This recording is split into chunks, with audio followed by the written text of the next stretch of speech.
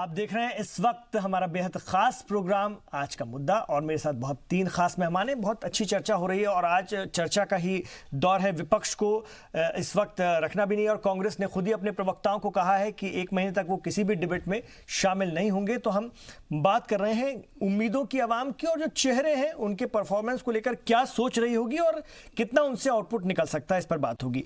एक चीज़ बहुत अच्छी रही शुभ्रकमल दत्ता जी, और वो ये है प्रताप चंद सारंगी और एस जयशंकर। अब मैं इन पर आता हूं। प्रताप चंद सारंगी का जिक्र वजीर आजम मोदी के बाद अगर सबसे ज़्यादा हो रहा है तो उन्हीं का हो रहा है। कल से अगर हम देखें, उनको लेना ही अपने आप में, उनको मौका देना ही अपने आप में एक रणनीति है, एक बहुत अच्छा मैसेज भी है। कितनी दूर तक जाएगा और कैसे आप इसको देखते हैं? नहीं, ये बहुत ही शानदार मैसेज है, और उनको तो कहा भी जाता है कि मोदी जी का रूपरेखा के हिसाब से उनको कहा जाता है और माना जाता है। और जिस तरह से उनके बैकग्राउंड को ध्यान में रखते हुए, क्योंकि ग्रामीण क्षेत्र से आते हैं और बिल्कुल ग्रामीण बैकग्राउंड है उनका, तो उसको ध्यान में रखते हुए आपके घरेलू छोटे और मध्यम उद्योग दिया गया है, MSME, और उसके साथ साथ आपके जो फिशरी, इनलैंड फिशरी और ये जो विभाग है उस वो हॉर्टिकल्चर और ये तमाम चीज़ें दिया गया है। क्या तो कहीं ना कहीं पे ये बहुत सोची समझी रणनीति के हिसाब से हुआ है ये चीज़, क्योंकि ये दोनों जो मंत्रालय है कहीं ना कहीं पे एक तरह से एक दूसरे के साथ इंटरट्वाइंड है, और ग्रामीण क्षेत्र के साथ ही आपके ये मछली का जो चास वगैरह है, ये तमाम चीज़ें जुड़ा हुआ है।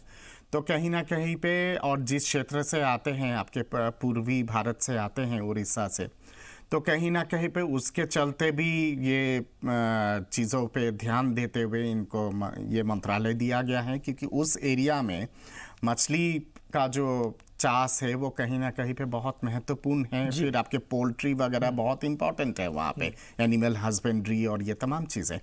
तो इन सब चीज़ों को ध्यान में रखते हुए उनको ये मंत्रालय दिया गया है। माननीय प्रधानमंत्री जी ने कई बार कहा है कि ब्लू रिवॉल्यूशन हमारे देश में लाना, यानी कि हमारे देश के जो वाटर के जो रिसोर्सेस है, मछली और ये तमाम चीजें, वो तो आप सही कह रहे हैं, लेकिन उड़ीसा में भी दूर तक संदेश जाए, आगे दूर तक संदेश जाए, रणनीति होगी इसके पीछे। रणनीति बिल्कुल है, और उड़ीसा से बीजेपी को बहुत अच्छा खासा फायदा मिला है इस बार, और जिस तरह के तब कई सारी सीटें भाजपा जीते हैं। संबित पात्रा जी को भी अभी भी मौका दिया जा सकता था, वो भले ही हारे हैं लेकिन मौका दिया जा सकता था, लेकिन नहीं दिया गया, इन्हें दिया गया। तो मैसेज क्या देना? मैसेज यही है कि जो आपके छोटे घरेलू उद्योग हैं और ग्रामीण उद्योग हैं, उनको पुनः जीवित करने के लिए एक जुझारू व्यक्ति की बहुत आवश्यकता है, जो इन सब चीज़ों को बहुत अच्छी तरह से समझता है।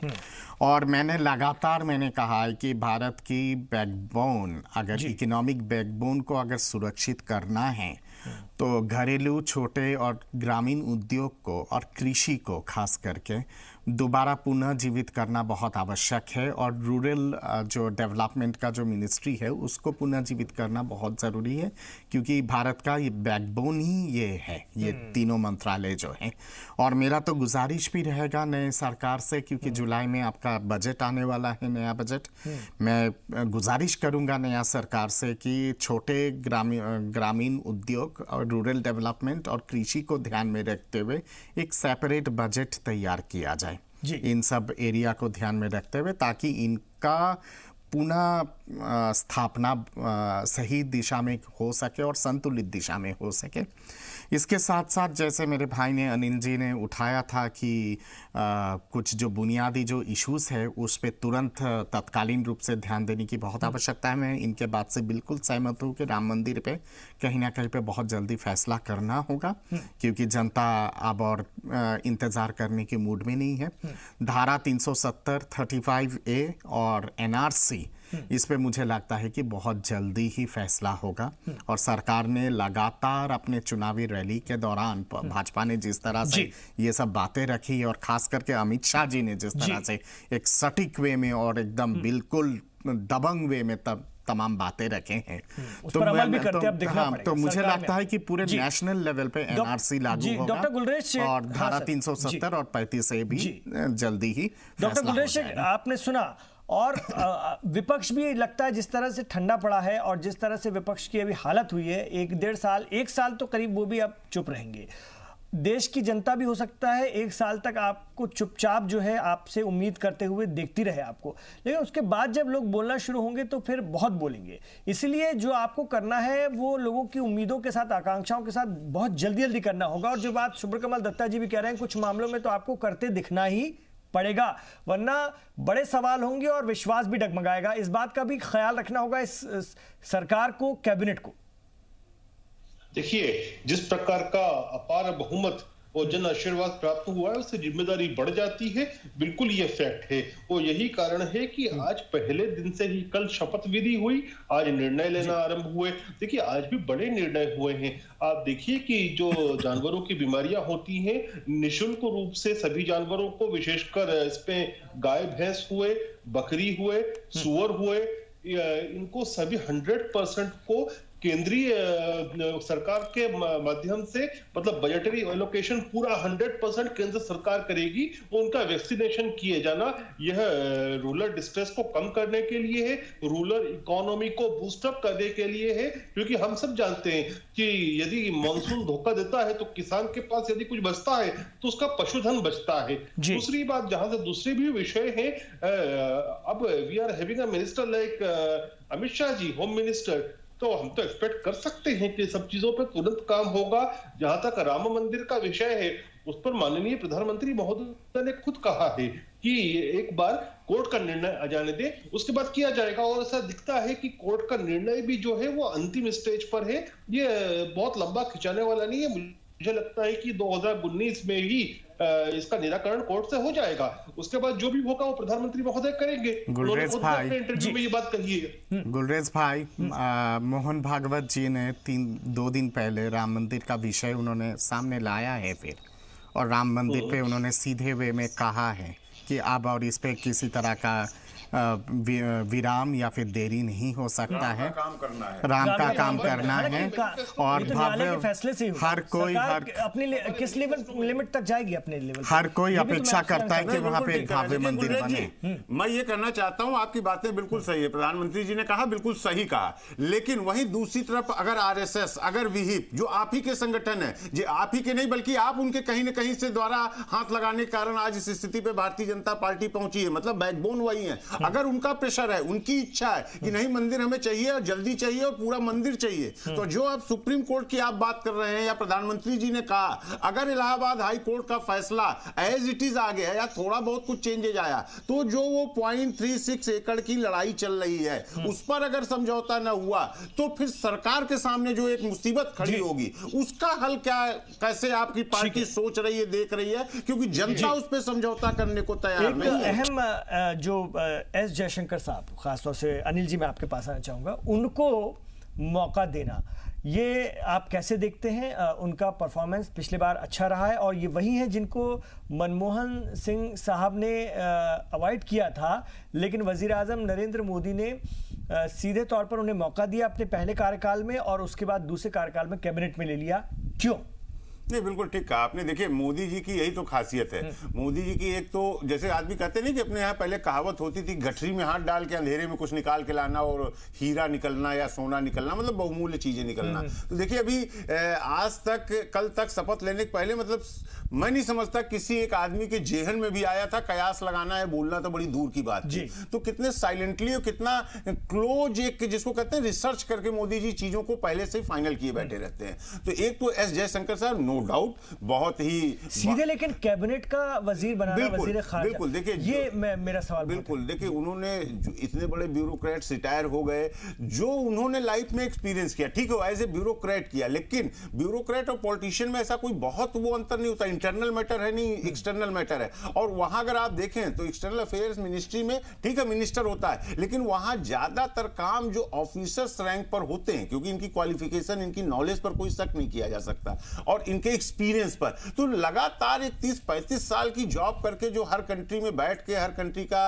एक फाइल देखकर या उनके लोगों से मिलजुल कर उनके देखिए पॉलिटिकल लीडर्स चेंज होते रहते हैं, लेकिन जो ऑफिसर्स रैंक होता है, जो ऑफिसर्स होते हैं, वो लगभग हर देश में 20-20, 25-25 साल की जॉब करते हैं। जो थॉट्स होते हैं, जो उनके डायरेक्शन होते हैं, वहीं पर होते हैं। तो जो पुराना आदमी होता है वो हर कंट्री की जो एक लाइन होती है उसको इतने दिनों में समझ लेता है कि इनकी लाइन कहां कैसे जाएगी। तो वो जयशंकर प्रसाद उसमें सबसे फिट आदमी थे। तो एक तो वो, दूसरा जैसा अभी डोकलाम मैटर जो हमारे यहाँ हुआ, ये सच है, डोकलाम मैटर के पहले भी बहुत से मैटर आए बड़े बड़े, लेकिन वहां सरकारें हिल जाती थी। लेकिन उस डोकलाम मैटर पे इन्हीं जयशंकर जी ने जिस ढंग से हैंडल किया और पूरे शानो शौकत के साथ जिसको कहा जाएगा, और उस मामले को सॉल्व किया, तो वो जयशंकर जी के लिए बहुत बड़ी बात थी। वो हमारी गवर्नमेंट के लिए बहुत बड़ी बात थी। थोड़ा पीछे अगर आप चले जाएं तो जो न्यूक्लियर डील हुई थी यूएस से हमारी साथ में, तो उस वक्त भी अगर आपको याद हो, उस वक्त इमरान जी, अगर आपको उस वक्त का पॉलिटिकल जो एक सिनेरियो था कि आप देखें पूरी भारत सरकार गिरने जा रही थी, मनमोहन सिंह की मतलब सरकार हिल गई थी, फिर उसमें क्या क्या हुआ, पॉलिटिकल जो हुआ, लेकिन उस डील को मैनेज करना और अमेरिका तक को झुका के लाना और इंडिया को उसमें शामिल करा के किस तरह न्यूक्लियर डील जिसका रिजल्ट आज हमें मिल रहा है। तो ये जो एक खासियत थी जयशंकर कि बहुत साइलेंट रहते हुए, बहुत शांत रहते हुए फॉरेन मिनिस्ट्री को जिस ढंग से वो परसू कर सकते हैं कि एक एक ऑफिसर से भी उनका डायरेक्ट कहीं ना कहीं लिंक होगा और लीडर से तो होगा ही होगा, क्योंकि इस 30-35 सालों में वो लगभग सबसे मिल चुके हैं। अमेरिका जैसी कंट्री में, यूएस में एम्बेसडर रहना, उनको हैंडल करना, ये जो उनका तजुर्बा है। और दूसरा, अभी तक वो पर्दे के पीछे बैठ के काम करते थे, अंतर इतना आया कि अब उनके हाथ थोड़ा खुल जाएंगे, उनको और पावर मिलेगी। तो अब वो जब पर्दे के सामने आकर फ्रंट में बैठ के जब अगर वो इस तरह की काम करेंगे तो निश्चित रूप से हमारे देश के लिए बहुत अच्छा होगा। और मैं समझता हूं कि फॉरेन मिनिस्ट्री जैसा सुषमा जी ने चलाया, कहीं उससे आगे। और अगर आप एक लाइन में ध्यान दूं कि अगर आप पिछली गवर्नमेंट में देखें तो इनको लाने के पीछे जो मुझे लगता है मोदी जी को, अगर आप देखें पिछला 5 साल तो फॉरेन मिनिस्ट्री का वर्क लगभग मोदी जी को ही स्वयं करना पड़ा, जबकि सुषमा स्वराज जी थी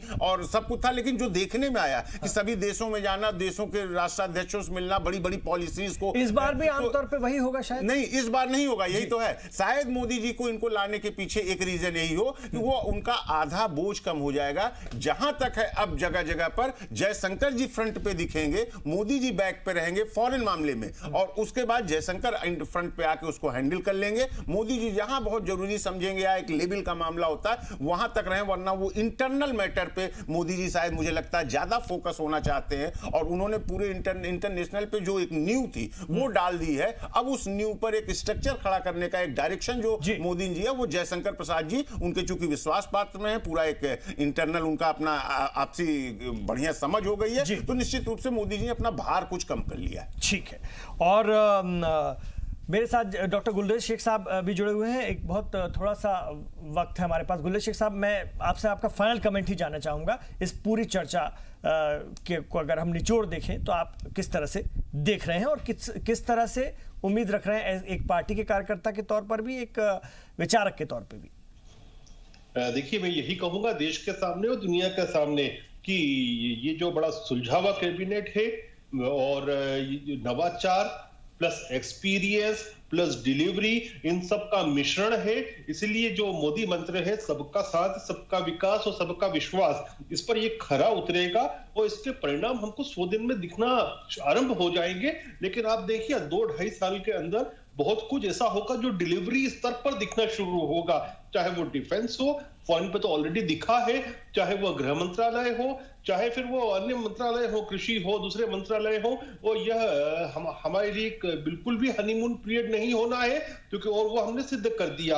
आज ही कैबिनेट ने निर्णय लिए, आज ही प्रेस वार्ता हुई और आज ही से एग्जीक्यूशन पे लग गए। तो there is no honeymoon period for this government. ये गवर्नमेंट आई है शेप में देश को ऊपर ले जाने के लिए, विश्व शक्ति बनाने के लिए, और उसी को करेगी, अंजाम तक ले जाएगी। गुलरेज जी, बहुत बहुत बधाई और ढेर सारी शुभकामनाएं आपको। बहुत बहुत धन्यवाद, देश को भी शुभकामनाएं, बधाई। जी अनिल जी, हनीमून पीरियड नहीं होगा और होना भी नहीं चाहिए। सरकार सिर्फ एक इलेक्शन के प्रोसेस से होकर के गुजरी है, चुनौतियां वही हैं और अब ज़्यादा हैं, बहुत ज़्यादा, और दबाव भी है। जिस तरह का मैंडेट है उतना दबाव भी है, कंधे और वजनी हो रहे हैं और भारी हो रहे हैं। तो ये सब करने का मुझे नहीं लगता कि बहुत ज़्यादा ना वक्त है ना जरूरत है, बस काम काम काम, और मोदी का तरीकाकार भी वही है। नहीं, बिल्कुल ठीक है। लेकिन एक चीज और थोड़ा सा अलग हटके देखिए, जब पहली बार 2014 में सरकार बनी थी मोदी जी के ऊपर, मोदी जी की, तो मोदी जी के ऊपर इतना प्रेशर नहीं था। मोदी जी मतलब मोदी जी की सरकार पर, और ना इतनी लोगों को इस तरह की उम्मीद थी। लेकिन अगर आप इस पूरे चुनाव में शॉर्ट में आपको बताऊं तो आप देखें मोदी जी ने क्या अच्छा किया क्या बुरा किया, वो एक अलग बहस का विषय हुआ। लेकिन इस दोबारा इतना प्रचंड बहुमत पाना और सरकार दोबारा पुनर्गठन होने के पीछे एक बहुत बड़ा कारण था। पूरे देश की जनता का यह कहना था कि कुछ भी हो मोदी जी कुछ कर पाए या नहीं कर पाए, लेकिन एक मौका और देके देख लेते हैं। तो मतलब कहीं ना कहीं जनता के मन में यह था कि ठीक है जो हुआ वो अच्छा था बुरा था वो अलग बात है, लेकिन एक मौका हम और देते हैं। तो ये जो लाइन एक मौका और दे, अब एक दिन जनता उसका हिसाब रखेगी, और जनता अब पेशेंस बना के 5 साल क्या मैं समझता हूं 5 महीने भी नहीं काटेगी। और शायद मोदी जी या मोदी सरकार ने आज पहली कैबिनेट में इसीलिए जो 2-4 मेन थे डिसीजन लिए डिलीवरी करने की कोशिश की है। तो मुझे लगता है मोदी जी और मोदी जी की सरकार भी समझ रही है, और वो खुद एक कर्मठ व्यक्ति हैं, तो निश्चित रूप से सरकार समझेगी और डे टू डे अपनी रिजल्ट रिपोर्ट कहिए या डिलीवरी वो जनता के सामने रखेगी। ठीक है, बहुत शुक्रिया आपका अनिल जी इस पूरी बातचीत में हिस्सा लेने के लिए। डॉक्टर गुलरेज शेख साहब आपका भी बहुत बहुत शुक्रिया। तो बेहद दिलचस्प होगा ये देखना कि मोदी काबीना में जो जिम्मेदारियां जिसको दी गई हैं उसको कैसे निभाता है, सोच समझ कर दी गई हैं, लेकिन उसका आउटपुट कितनी जल्दी और कैसा आता है ये हिंदुस्तान की आवाम देख रही है, मीडिया देख रहा है, विपक्ष भी देख रहा है। हालांकि वक्त सभी देंगे, और इतने बड़े मैंडेट के बाद वक्त देना भी चाहिए काम करने का, उसके बाद सवाल उठने शुरू होंगे। और उम्मीद है कि सवालों का जवाब देने के लिए, सवालों का सामना करने के लिए यह हुकूमत तैयार भी रहेगी, विपक्ष की तरह नहीं कि अपने प्रवक्ताओं को चैनलों में आने से ही मना कर दिया। तमाम विपक्ष की मैं बात कर रहा हूं। तो उम्मीद है कि आवाम के सवालों का जवाब देने के लिए हमेशा सरकार तैयार रहेगी, इनके लोग तैयार रहेंगे, क्योंकि काम इस तरह का मिलेगा, आउटपुट इस तरह का मिलेगा। बहुत बहुत शुक्रिया आप तमाम लोगों का इस प्रोग्राम को देखने के लिए और इस चर्चा में आप तमाम लोगों का शामिल होने के लिए। आप रहिए जी सलाम के साथ।